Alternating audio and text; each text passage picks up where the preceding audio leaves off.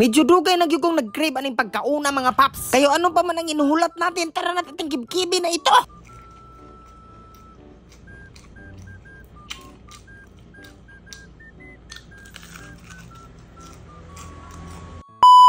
Mga paps, magandang adlaw sa inyong tayan. Ngayon kasi naisipan ko man na magluto na naman ng mga ribs ng iring. Ay iro bitaw. Seryosong tinarong ribs pala ng baboy yan mga paps kasi namimiss ko kasi yung mga pista-pista bitaw sa probinsya ng mga ganyan man yung pagluluto nila. Yan bang mga ribs ang kanyang sagilan ng itlog at kunting mga ano ba dyan dihang mga pampakrispy mga paps. Kaya pag ako'y namimiss na sa aming probinsya mga paps ay tinutultul ko talaga sa lamisa yung ganyang putahe. Kasi pag may ganyang putahe, yan lang ang kakainin ko. At yung mga iba pang pag may hindi nakatingin mga paps ay isusulod ko na aking bursa. May di past hands. Ang ganitong luso. Luso. Luto pala mga paps. Ano ba itong dila kung nagkasulo sa lapid? Naman matagal naman kasi akong nagtagbi sa inyo. Una natin gagawin nito mga paps ay pabubukalin muna natin dyan mga paps. At habang naghihintay ako na lumata ang mga pork ribs dyan mga paps hanggang sa madugta sa kalatay, naandam ko na talaga ang mga pulbos. Pagkatapos ay isunod na natin ang pulbura mga paps. Kailangan natin ang pulbura mga paps para muulbot.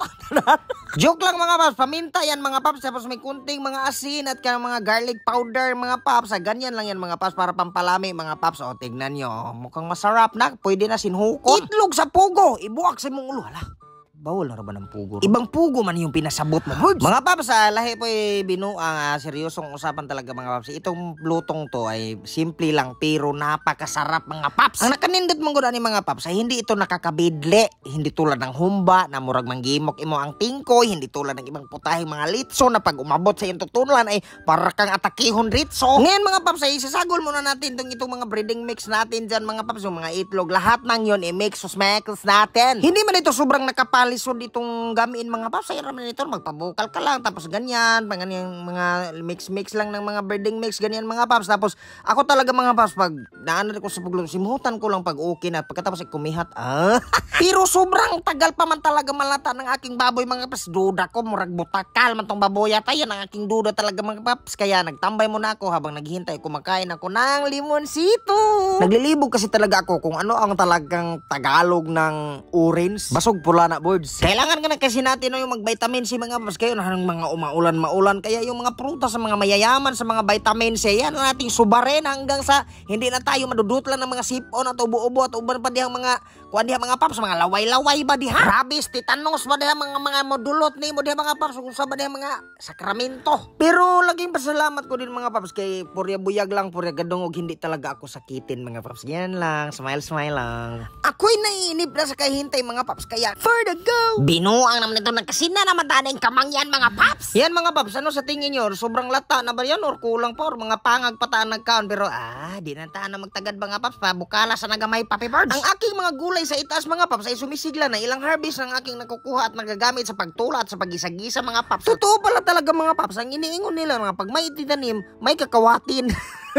Balik tayo sa aking mga pinabukal mga paps. Sobrang lata na kaya talagang kailangan na nating haunin isa-isa yan mga paps. At para mo malamala gamay, para kailangan man yung medyo dry mga paps para masyadong madikit yung mga breading mix natin mga paps. Pero mas maayo sa siguro musulod sa kuan ni mga paps kay mapagtong kog samot. Respetaran sa puno natog paypay magamay atong mga kuan mga paps. Ano pud makabati siya hangin kay init bi pud kay tawo na siya mura pud natong gipaantos sa atong gipa-practice sa impierno sa kainit. Pero abot sa langit sad ang kalamian niyo mga paps. Ganyan lang mga paps, gamay hilamos lang, gamay lumsan ra natong kadyot din na inana ra mga paps. Sa biyaga gamay tuyok-tuyok mga paps. Pagkahuman ana wala tay laing buhaton na pag init sa itong mantika.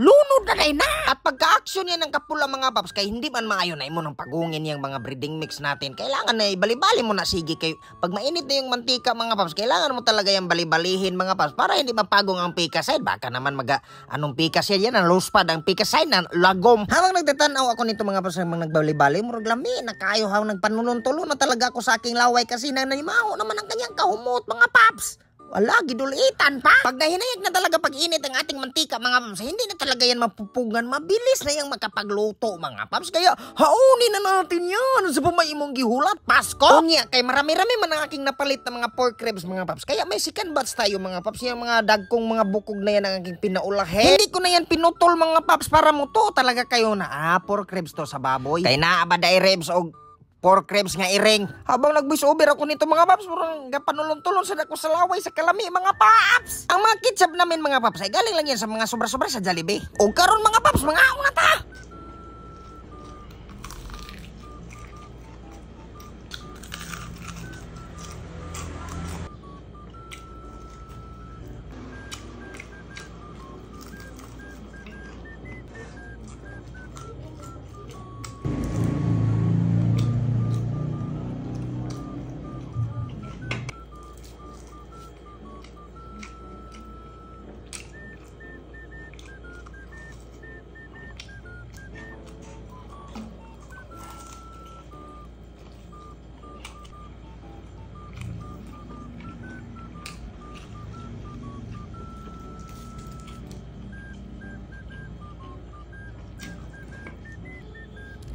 Mga paps, nabati man yun ako na pirti. Pagkabusugang man yun ako sa akong gikrib nga crispy pork ribs. Kaya pagkahuman ako pang kaon mga paps ay nang limpyo po ko sa akong mut-mut mga paps. Kaya dahil kay bagyong karina na pirming magatalo-taligsik umuulan-ulan dito sa Cebu City mga paps ay hindi na ako nakapaglimpyo ng baligi sa Kasimana. Kaya ang hitabo mga paps ay nanganak at nangapon na rin ang kanyang mga bulig. Maganda talaga mga paps pag iyong mga motor ay nililinisan mo kasi pag mag-drive ka ay parang nakadagdag ng boost ng confidence mga paps. Kasi pag buling yung motor mo mapapansin yun ng iba, hindi niyan mapapansin ng iba, pero pag limpyo ay mapapansin talaga yan pag nag-stoplight tapos lumilingi siya. Ala, napakalimpyo ng kanyang motor siguro. Di yun to lamisin tawhana.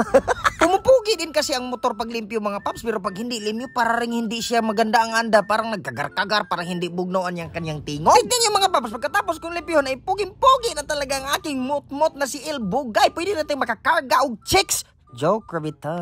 Ang mga naka-reader kasi na motor mga paps ay sobrang mga loyal yan. Hindi yan mga babairo mga paps. Pero tignan yung tie bolts ko sa putres na walaan ng isa ambot. Ninakaw ba ni og naluag bang ng huso ba ni mga paps? Mga paps, daghang kapangutan ako no kung unsaon pag-purchase sa mga products sa K&K Essential. So, visit ra ni ilang page sa ibabaw mga paps. Please like and follow mga paps for more info and updates. Unya, dito ra mo nga makapamili. Unya, ang Shopee link po doon nila mga paps. Makita niyo sa comment section mga paps. Unsaon pag-claim sa ilang cashback after maka-purchase sa K&K. So, sayon ra kay mga paps. I-follow ra ninyo ang mechanics. Take a selfie. I-send sa akong papiboards. Unya, transaction dahin ta. Maro to mga paps. Daghan kayong salamat mga paps. Ay, wabi mga paps!